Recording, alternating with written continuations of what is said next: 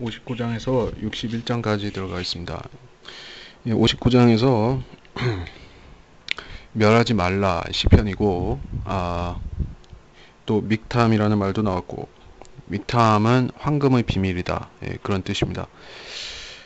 59장부터 1절부터 가겠습니다. 오 하나님로부터 나를 구하소서. 나를 대적하여 일어난 그들로부터 나를 보호하소서. 행악자들로부터 나를 구하시고 피 흘리는 사람들로부터 나를 구원하소서. 보소서, 그들이 내 혼을 해치려고 숨어 기다리며 힘있는 자들이 나를 대적하려고 모였으니, 오 주여, 나의 죄가 때문도 아니요 나의 죄 때문도 아니니이다. 내게 잘못이 없는데도 그들이 달려와서 태세를 갖추니 깨셔서 나를 도우시고 보소서. 그러므로 오 만군의 주 하나님이여, 이스라엘의 하나님이여, 깨셔서 모든 이방을 감찰하소서. 어떤 사악한 범법자에게도 자비를 베풀지 마소서. 셀라. 그래서 원수들이 누구인가 하는 것을 살펴볼 적에 역사적으로 다윗의 적들, 여기선 사울이 되겠지만은, 여기 특별히 교회 시대에 성도들을 박해하는 자들보다, 다윗을 박해하는 자들보다 교리적으로 더 중요한 것이 적그리스도를 말하는 것입니다. 2절에서부터 행악자들로부터, 피 흘리는 자들로부터, 이런 피 흘리는 자들은 강도들, 살인자들, 뭐 군사 독재자들, 이런 테러를 하는 사람들, 그런 자들이 있죠. 근데 힘 있는 자들은 판사, 변호사, 신문, 방송, 그리고 교수들, 이런 교단을 만드는 그런 지배자들, 교단, 로만 카톨릭 추기경들, 학자들, 종교 지도자들, 그들이 하는 일이 무엇인가? 내 혼을 해치려고 숨어 기다리며, 결국에 그 자들이 모여서 협회를 만들고 연합을 만들고, 그들의 일이 죽이려고 하는 일입니다. 혼이라는 것이 육체적 생명을 가리키는 말로 적용이 되었다는 것을 얘기를 했습니다. 근데 나의 죄가 때문에 한 일이 아니다 얘기를 합니다. 교리적으로는 예수님께서 죄를 안 지으신 것, 짓지 않으신 것을 적용할 수가 있습니다. 다윗은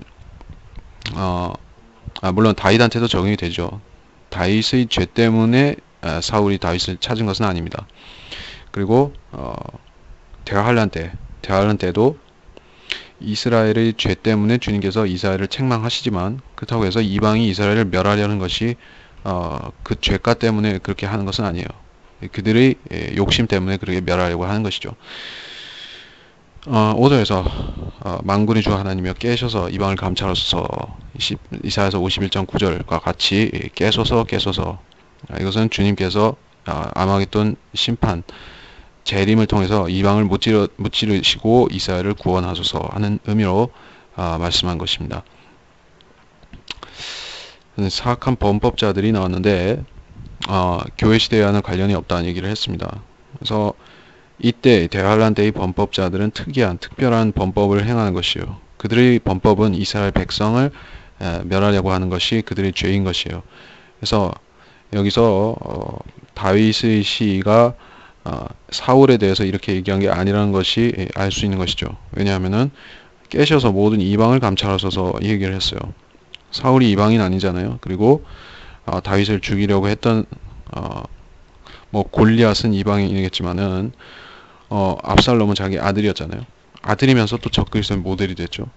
그러니까 여기서는 이방을 얘기하고 있으니까 이것이 일반적인 그런 역사에서 이루어진 사건이 아니다. 모든 이방이라고 했어요. 모든 이방. 그리고 그들이 사악한 범법자인 것이 얘기를 했습니다. 셀라, 재림의 표로서 셀라가 나왔고, 6절에서 그들이 저녁 때 돌아와서 개처럼 짖으며 성읍을 돌아다니나이다. 보소서, 그들의 입으로 악한 말을 내뱉고 그들의 입술에는 칼이 있으니 이는 그들이 말하기를 누가 들으리오 함이니이다. 그러나 오 주여, 주께서 그들을 비웃으시리니 주께서는 모든 이방을 조롱하시리이다. 그의 힘으로 인하여 내가 주를 기다리리니 하나님께서 나의 요새시기 때문이니이다. 나의 자비의 하나님께서 나를 보호하시리니 하나님께서 나로 하여금 내 원수들 위에 임하는 나의 열망을 보게 하시리라. 그들을 죽이지 마소서. 내 백성이 잊을까 하나이다. 오 우리의 방패 되신 주여, 주의 능력으로 그들을 흩으시고 낮추소서. 그들의 입의 죄와 그들의 입술의 말로 인하여 그들이 교만 가운데서 붙들리게 하소서. 이는 그들이 말하는 저주와 거짓말 때문이니이다. 자, 이게 길게 설명하는 그들이 계속 이방에 대해서 적용이 되고, 그 범법자, 악한 자들이죠. 그들이 저녁 때 돌아와서, 이 6절에서 이 저녁이 어떤 때인가? 저녁이 되고 아침이 되니, 그게 성경의 표현이 방식이 그렇죠. 저녁이라는 것은 이 마지막 날, 그렇죠. 적그리스도가 나타나는 이 다니엘의 70째 주, 그때가 되면은 그들이 저녁 때 돌아와서 이렇게 표현을 했습니다. 돌아와서 한번 왔었다는 얘기죠. 한번 왔었다가 물러났는데 또 온 것이요. 또 왔어요. 그래서 멸망의 아들이 모델이 되는 두 사람이 있다. 사네립, 느부갓네살. 이들도 예루살렘에 두 번 찾아온 것입니다. 두 번 군대를 끌고 온 것이에요. 그래서 티투스 장군도 로마의 티투스 장군도 AD 70년경에 예루살렘으로 두 번 쳐들어왔었다. 그래서 그들이 산들로 도망해야 되는 때가 오면은 그 두 번 사이에 때가 된다 하는 것입니다. 돌아와서 개처럼 짖는다 했습니다. 사람이 개처럼 짖는다 이렇게 표현한 것이요. 악인들이 개처럼 짖는다. 7절 말을 내뱉고 입술에는 칼이 있다. 이게 문자적인 표현은 아니지만은 저주하는 그런 저주의 표현이 칼과 같이 나오는 것이죠. 그래서 그러면서 그들은 하나님과 하나님 말씀과 하나님 약속들과 하나님의 백성들 그리고 예언들을 무시하고 조롱하고 또 악한 말을 내뱉는 것입니다. 누가 들으리요? 그런데 듣는 분이 계시죠. 그리고 들을 뿐 아니라 그들을 조롱하는 그런 하나님께서 시편 2장 4절에 보면은 주께서 그들을 조롱하시리로다 이런 말씀이 나옵니다. 9절에서 그의 힘으로 인해 내가 주를 기다리니 하나님께서 나의 요새시기 때문이니이다. 하나님께서 요새시라. 사울의 박해로 겪었던 다윗한테 적용되는 것만이 아닙니다. 이스라엘한테도 주님께서 요새가 되어 주실 것이요. 광야로 도망간 그들을 지켜주시는 요새가 주님의 보호로서 그들이 요새처럼 지켜지는 것입니다. 그리고 그들이 나오다가 여기서 9절에서 그의 힘이라고 나왔죠. 단수 그의 힘으로 됐습니다. 이방이 하나의 단수로서 그가 됐어요. 그러면서 그가 공용으로 사용된다는 뜻이 무엇인가? 이것을 다니엘서에서도 볼 수가 있는 것이요. 느부갓네살이 본 그 형상의 각 부분들은 왕국을 나타내는 것이었죠. 근데 금머리는 느부갓네살이라고 했어요. 왕국이면서 왕을 나타내기도 하는 것이요. 그 왕국이라는 것이. 그렇기 때문에 적그리스도의 왕국이라는 것은 적그리스도 자신으로도 대표가 될 수 있는 것입니다. 그 왕국을 그가 대표하는 것이요. 그래서 그가 그들과 혼용이 되고 있는 것입니다. 10절에서 자비 하나님께서 나를 보호하시리니 하나님께서 원수들 위에는 임하는 나의 열망을 보게 하시리다. 이거는 예수 그리스도 자신의 재림에 대해서 적용이 되는 그 나는 예수님이 될 수가 있는 그런 구절입니다. 보호하시리니 이스라엘을 주님께서 앞장서서 지키시고 그들이 원수들에게 멸망당하기 전에 원수들을 끝내시는 것이죠. 그러면서 11절에 자 그들을 죽이지 마소서 내 백성이 잊을까 하나이다. 우리의 방패 되신 주여 주의 능력으로 그들을 흩으시고 낮추소서. 그들의 입의 죄와 그들의 입술의 말로 인하여 그들이 교만 가운데서 붙들게 하소서. 이는 그들이 말하는 저주와 거짓말 때문이니이다. 진노하심으로 그들을 소멸하소서. 그들을 소멸하여 없어지게 하소서. 그리하여 하나님께서 야곱 안에서 땅 끝까지 다스리심을 그들로 알게 하소서. 자, 죽이지 말라는 게 왜 죽이지 말라는 것이냐? 알타스킷, 시편 표제인 알타스킷과 같은 말인데 누구를 죽이지 말라는 것이요. 이스라엘 백성을 멸하지 마시라. 그 말로 적용할 수 있는가 하면은 내 백성이 잊을까 하나이다. 흩으시고 낮추소서. 자, 이게 적용이 될 만하게 보이죠. 이스라엘 백성이 2000년 동안 이방에 흩어졌었다. 그러면서 그들은 심히 낮추어진 것이죠. 그래서 이것은 이스라엘의 하나의 교훈이 된 것이요. 지난날의 역사들은 이스라엘의 앞으로 올 세대의 교훈이 되었죠. 그러면서 단순히 그 뜻만이 아니라 적그리스도를 없애기 전에, 완전히 멸하시기 전에 그들을 흩으시고 낮추셔서 이스라엘 백성이 교훈을 받게 하소서. 어떤 교훈인가? 재판관기 2장 21절 22절에 나도 이제부터 여호수아가 죽을 때 남겨둔 민족들의 그 누구도 몰아내지 아니하여 내가 그들을 통하여 이스라엘이 그들의 조상이 지켰던 것 같이 주의 도를 지켜 행하는지 아니하는지를 시험하리라 하시더라. 이 말씀대로 시험해 보겠다. 이스라엘 백성의 교훈으로 삼겠다. 하는 뜻으로 이 3년 반 동안 그 군대를, 이 악인들의 그 적그리스도 군대를 남겨놓으시는 뜻이 그것이다. 그런 말씀입니다. 교만 가운데서 붙들리고 또 저주와 거짓말.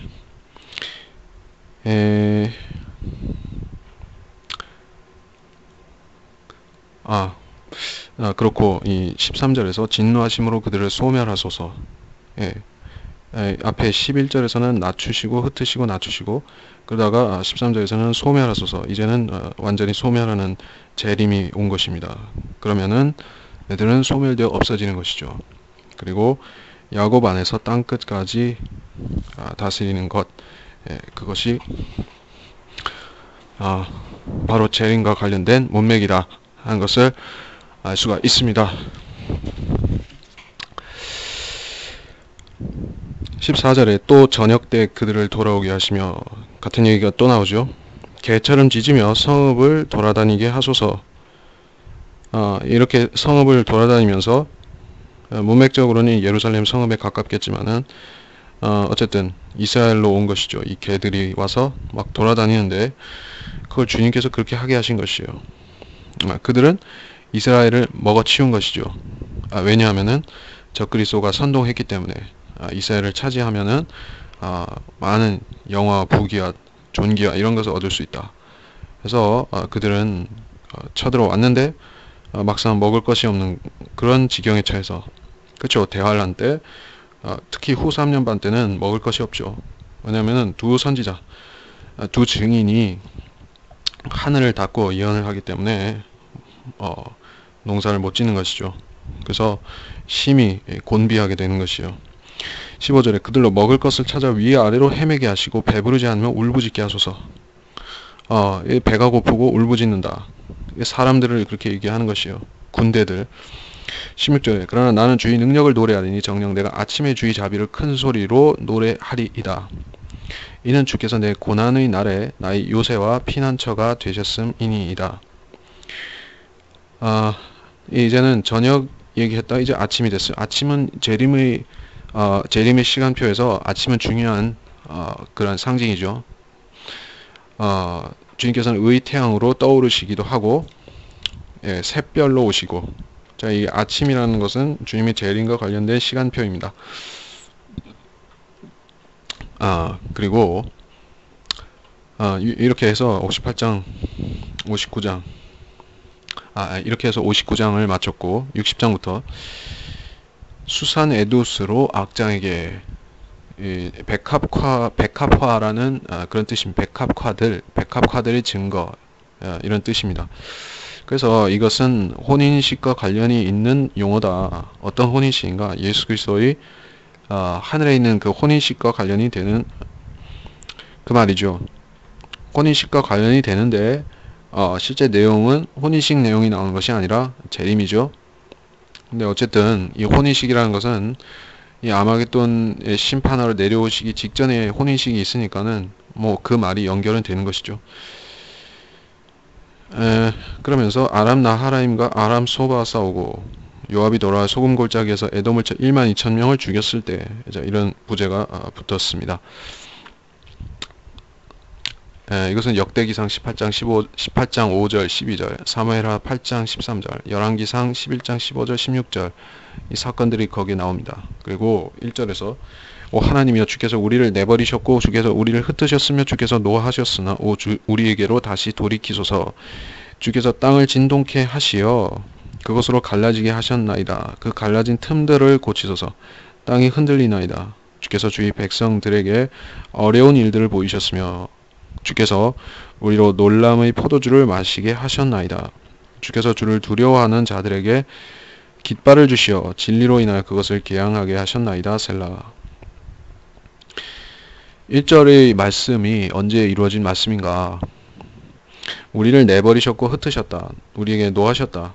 자, 이것은 이스라엘이 흩어진 바벨론 포로 때로부터 시작해서 이 시대 끝에까지 이스라엘이 거부당한, 특별히 이 신약시대 2000년 동안 그들이 거부당한 상태, 자 그것을 언급할 수 있는 것입니다. 그래서 그 끝에 또 초점이 맞춰져서 우리에게로 다시 돌이키소서 하는 재림을 이야기를 하고 있습니다. 주께서 땅을 진동케 하신다. 갈라지게 하신다. 엄청난 지진을 말하고 있는 것이죠. 그래서 이런 대지진이 언제 일어나는가? 대환란 끝에 엄청난 지진이 일어나서 모든 산들이 무너지고 섬들이 사라지는 지진이 있는 것이요. 영적인 말씀이 아니라 실제적인 땅이 갈라지는 말씀입니다. 그래서 주님께서 오시면은 이 갈라진 땅을 고치시는 것이요. 땅이 흔들리나이다.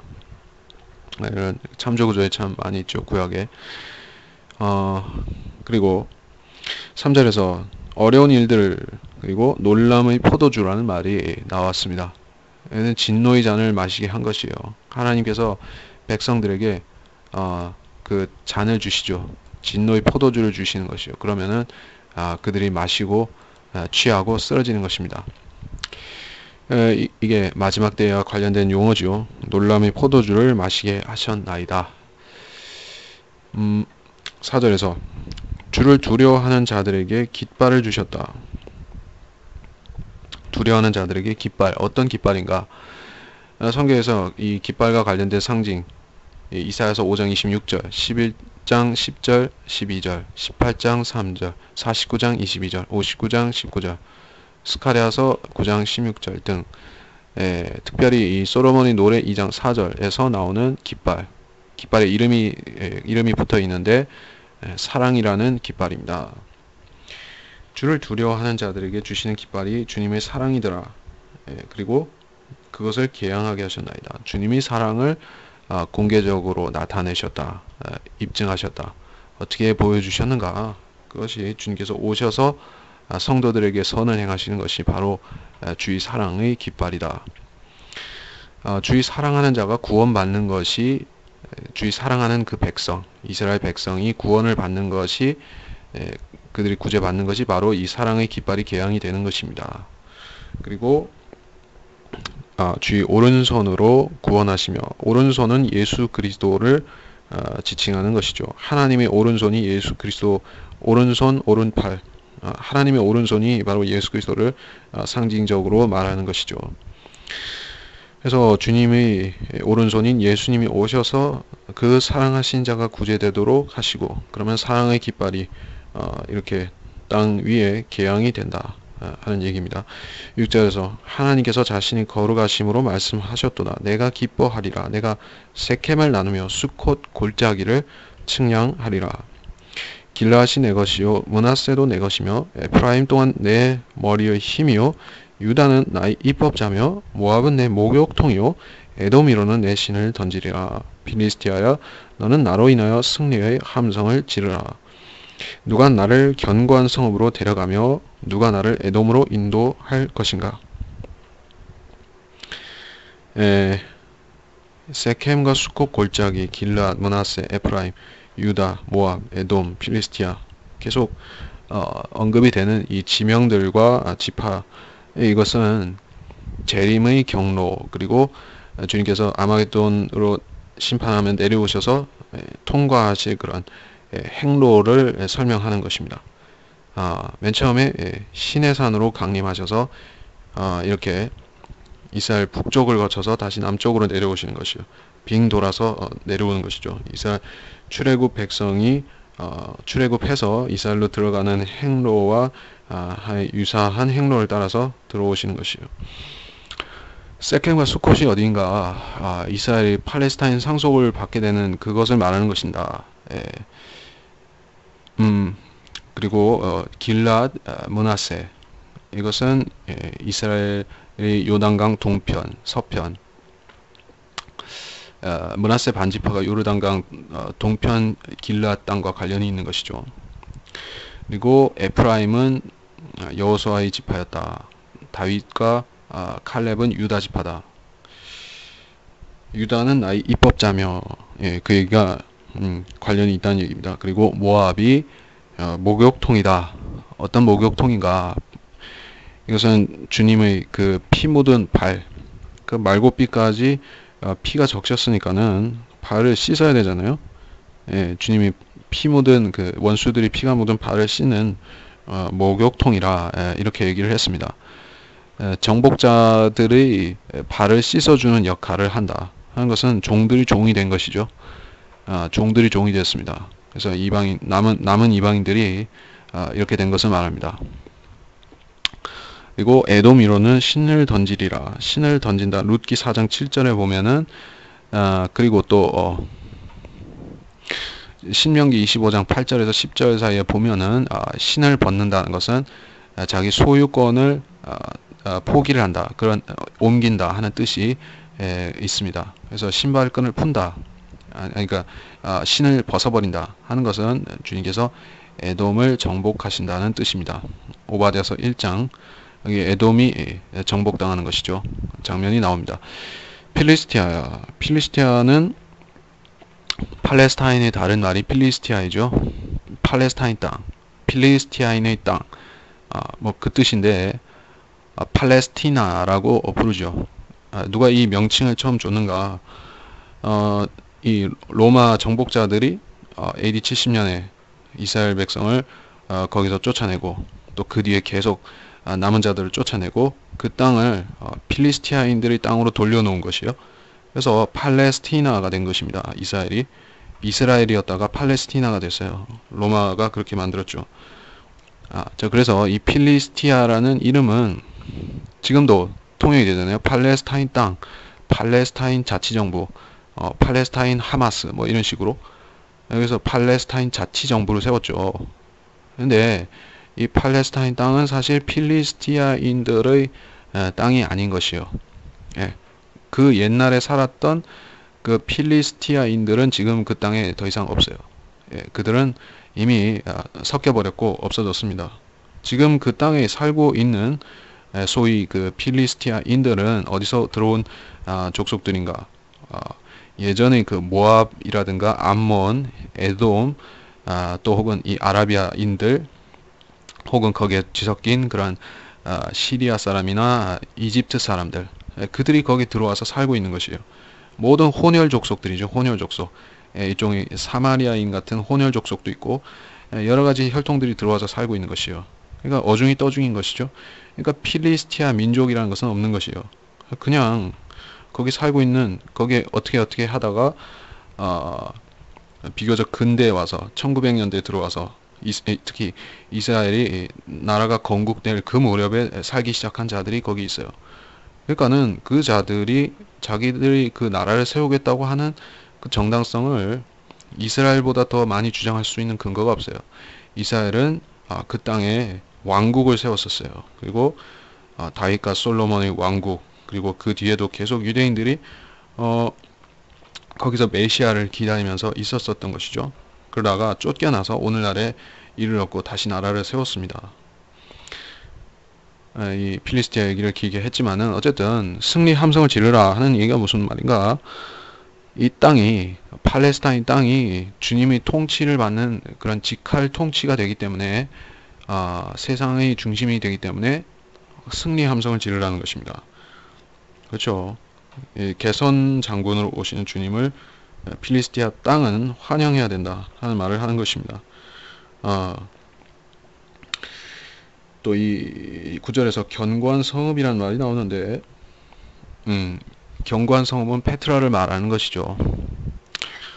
도피하는 광야의 성읍, 이스라엘 도피하는 성읍이고 주님께서 이 아마겟돈에서 싸우시기 위해서 이렇게 진군하시면서 페트라를 지나치시는 것이다. 예, 누가 나를 견고한 성읍으로 데려갈 것인가? 유대인 남은 자들을 거기서 구출하시는 것입니다. 그러면서 요단강 동편까지 가시는 것을 암시한다. 10절에서 하나님이여 우리를 내버리셨던 주께서 하지 아니하시겠나이까? 하나님이여 우리 군대와 함께 나가지 아니하셨던 주께서 하지 아니하시겠나이까? 우리를 내버리셨던 자 이것은 다윗 시대에는 없었던 일입니다. 이스라엘이 완전히 버림받은 일은 다윗 당대에 없었어요. 다윗의 군대가 완전히 버림받은 일은 없었어요. 항상 주님께서는 다윗과 다윗의 군대와 함께 하셨던 것이죠. 지켜주셨는데 이것은 다윗이 하는 말이면서 동시에 환란 때에 맞춰져서 하는 말이다 하는 것을 알 수가 있습니다. 그래서 우리 군대라고 했으니 이스라엘의 군대를 말하는 것이고 이스라엘 남은 자들이 이방을 무찌르고 그들을 차지할 것이라는 그런 얘기를 하는 것입니다.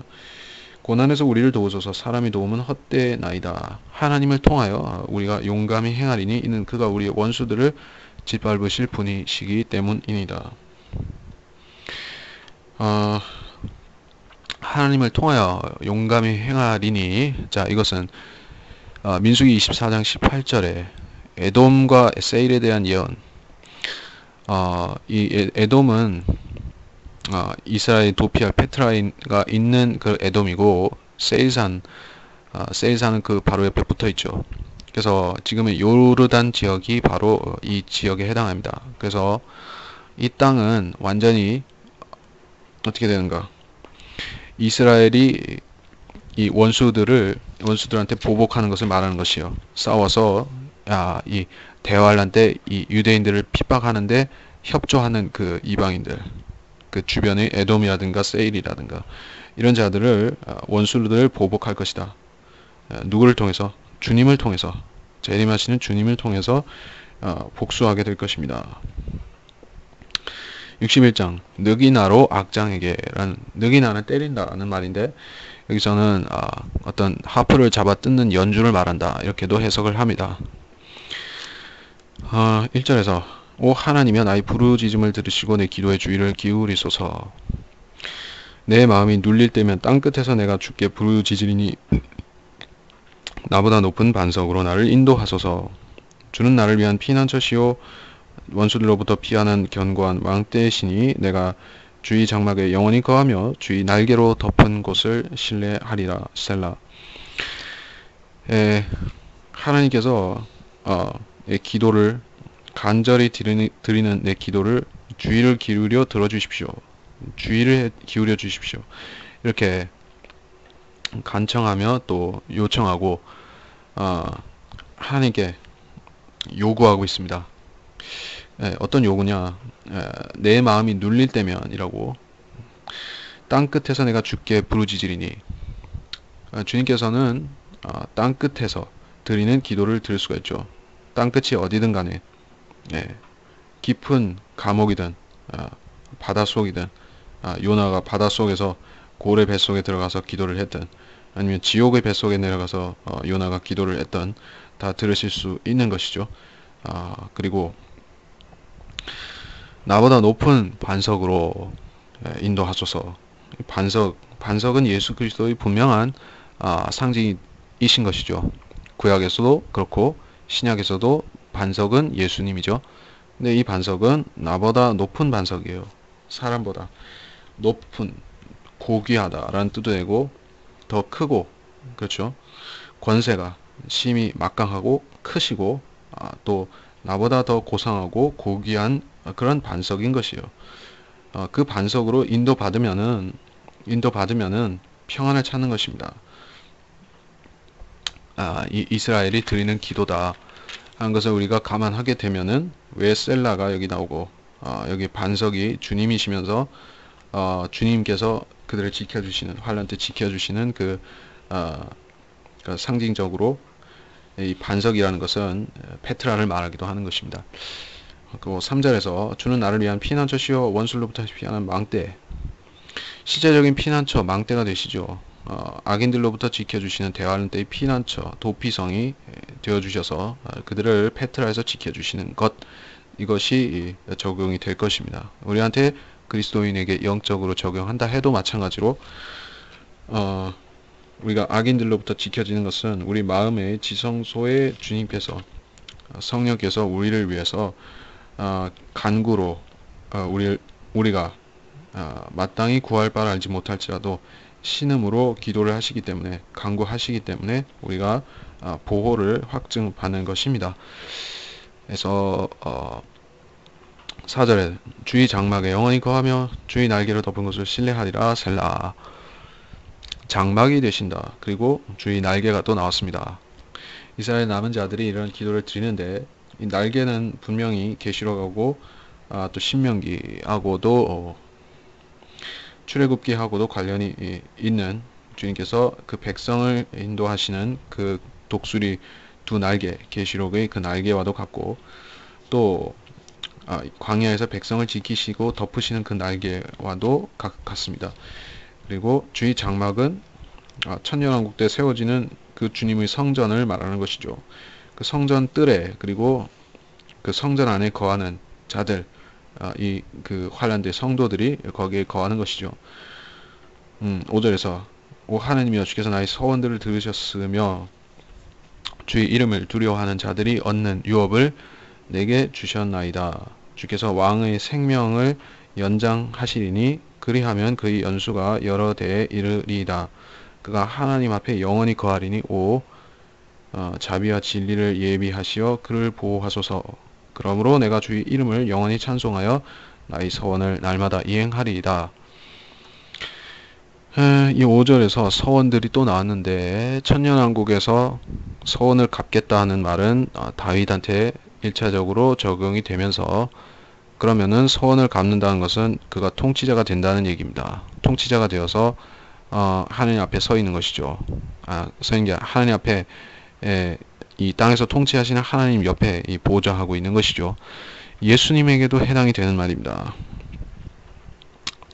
그렇죠. 나의 서원들 주님께서 이스라엘에 대해서 품으신 하나님께 하신 서원들을 갚으시려고 한다. 주의 이름을 두려워하는 자들이 얻는 유업이다. 이름을 두려워하는 자들이 얻는 유업은 이 땅을 유업으로 받는 것이죠. 땅을 유업으로 받는 것이요. 그리고 주께서 왕의 생명을 6절에서 왕의 생명을 연장하신다. 다윗한테 분명히 적용이 될 말입니다. 그 연수가 여러 대에 이르리이다. 여러 대에 이르면서 또 영원히 이어지겠죠. 영원한 생명을 받을 것입니다. 왜 영원한 생명인가? 내가 또 그의 씨를 영원하게 할 것이며 그의 보좌도 하늘의 날들과 같게 하리라. 시편 89장 28절 29절. 이것이 다윗에게 약속하신 주님의 확실한 자비, 영원 무궁토록 지속되는 자비이면서 주님이 다윗에게 하신 그 언약이 그 말입니다. 그래서 다윗은 영원히 통치할 것인데 바로 이스라엘의 통치자로서 다윗은 영원히 다스릴 통치자가 될 것입니다. 주님을 도와서 천년 동안 통치했다가 그 뒤에는 영원한 통치자가 될 것입니다. 8절에서 내가 주의 이름을 영원히 찬송하며 나의 서원을 날마다 이행하리이다. 영원히 찬송하며 서원을 날마다 이행하리이다. 우리가 찬송에 대해서 적용한다면은 영원한 찬송을 서원했다면 날마다 서원을 이행하는 것이 바로 영원한 계속해서 찬양을 드리는 것이다. 그렇게 적용할 수 있을 것입니다. 이렇게 해서 59장에서부터 61장까지 진행을 했습니다. 그래서 59장에서는 이방이 이스라엘에 쳐들어와서 대환란 때 대환란 한복판에 후 3년 반이겠죠, 주로. 그래서 그들이 이렇게 배고픈 개처럼, 참 어떻게 보면 불쌍한 표현이기도 한데 그러면서 그들은 사악한 자들인 것이죠. 이 개들이라는 것은 이 로마 병사들에게 주님께서 개들이 나를 찔렀으며 이렇게 말했던 것이죠. 말씀하셨던 것처럼 이 개들은 이방인들을 말하는 것이다. 수로페니케아 여인에게도 개들에게는 자네들의 음식을 줄 수 없다 말씀하셨을 때도 마찬가지로 이 개들은 이방인을 말하는 것이요. 특별히 이스라엘을 대적하는 그러한 이방 나라들. 수로페니키아도 시리아에 속했잖아요. 그러면은 이 북쪽 왕국, 시리아 왕국이죠. 그 이스라엘을 앞으로 박해하게 될 적그리스도의 출신이 거기에 암시가 되어 있으니까 다니엘서에 보면은 북쪽 왕국이 바로 그 나라이기 때문에 자 그렇기 때문에 이 개라는 표현을 우리가 주의해서 봐야 된다. 이것은 이방인이고 특별히 이스라엘을 박해하는 자들이다. 그리고 주님께서 그들에게 유예 기간을 3년 반 동안 주신 것이죠. 어떻게 보면 그것이 그들이 회개할 수 있는 어쩌면 회개할 수 있는 그런 유예 기간을 주시고 그들이 회개하지 않는다면 끝까지 이스라엘에 대해서 대적하고 죽이려고 한다면 박해하고 멸망시키려고 한다면 결국에 그들은 13절 59장 13절에서와 같이 소멸되는 운명을 맞이하게 될 것입니다. 완전히 소멸되고 그 땅에 들어온 그 이역의 군대들은 하나도 남아있지 않고 모두 멸망당할 것입니다. 그 말씀이 나왔고 이 60장에서는 이 재림의 경로에 대해서 더 자세하게 나온 것이죠. 그러면서 구체적인 지명들이 언급되었고 요단강 동편 그리고 모압과 에돔, 필리스티아 이런 식으로 그리고 에돔에 있는 그 견고한 성읍 자 이런 식으로 주님께서 이 재림하실 때 통과하시는 지명들 그의 군대 주님과 주님의 군대가 통과할 지명들이 구체적으로 언급이 되었다는 것입니다. 자 물론 우리 시대 지금에는 에돔도 없고 모압도 없고 그쵸 에프라임이나 므낫세나 길르앗이나 이런 지명으로는 없지만은 예전에 있었던 그 지역들은 마찬가지로 주님께서 문자적으로 거기를 통과하실 것이란 얘기입니다. 자 그렇게 되면은 필리스티아가 함성을 지르듯이 주님께서는 이 나귀를 타시고 나귀 새끼를 타시고 예루살렘에 그 마지막 예루살렘에 입성하실 그때도 그 백성들로부터 종려나무 가지를 들고 나온 백성들로부터 환영을 받으셨던 것입니다. 그들은 주님을 다윗의 아들이고 왕으로 맞아들였던 것이에요. 그런데 그러고 나서 바로 주님은 거절당하시고 십자가에 처형되신 것이에요.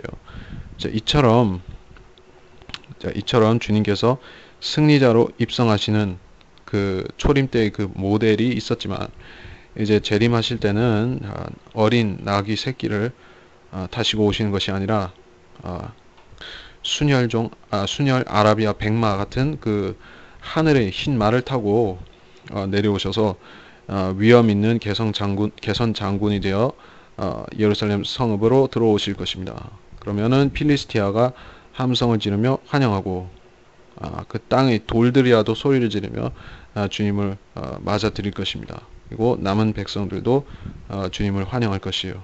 자, 그 장면이 여기에 나온 것입니다. 그리고 61장에서는 특별한 어떤 교리가 나오는가 셀라가 나오면서 이 피난처 얘기가 조금 나왔었고 그러면서 다윗의 통치에 대해서 언급했죠. 왕의 생명을 연장하신다. 이 말이 나왔습니다. 이렇게 해서 59장에서 61장까지를 마쳤습니다. 하나님 아버지 이번 시간을 통해서 우리는 재림의 그림 조각 퍼즐 중에 하나를 맞춰보게 되었습니다. 주님의 재림은 실제 역사에 일어날 사건이며 우리가 그때 가까이 살고 있다는 사실을 또 기억합니다. 주님께서는 이 말씀을 이 예언을 이 책에 집어넣어 놓으셔서 우리로 하여금 미리 알 수 있게 하셨고 또 미리 알므로 인해서 사람들에게 깨우침을 주고 또 지식 없는 자에게 이 주님을 아는 지식을 줄 수 있게 이렇게 이 책을 열어서 보여주셨습니다. 그리고 이 예언의 말씀들을 이해하는 사람들은 지금 마지막 때를 헛되이 사는 것이 아니라 주님의 다시 오심을 분명히 알고 다시 오심을 소망하고 기다리면서 그러한 의미 있는 시간들로 살아가는 것인 줄로 압니다. 우리가 믿음이 연약함으로 또 우리의 육신이 연약함으로 해서 우리의 소망이 잠시 흐려질 때가 있지만은, 그러나 주님께서는 주님의 책에 분명히 오신다는 사실을 기록해 놓으셨고 그것이 구체적으로 자세하게 기록된 것을 우리가 배울 적에 우리는 오시는 그 주님의 재림이 실제라는 것을 알고 그걸 더욱 소망하게 됩니다. 우리로 하여금 우리의 믿음의 소망의 인내를 더할 수 있게 해주셔서 우리가 소망의 근거인 주님의 다시 오심을 확실히 믿으면서 마지막 때를 살게 해주시기 원합니다. 감사드리오며 위대하신 주 예수님의 이름으로 기도하였습니다. 아멘.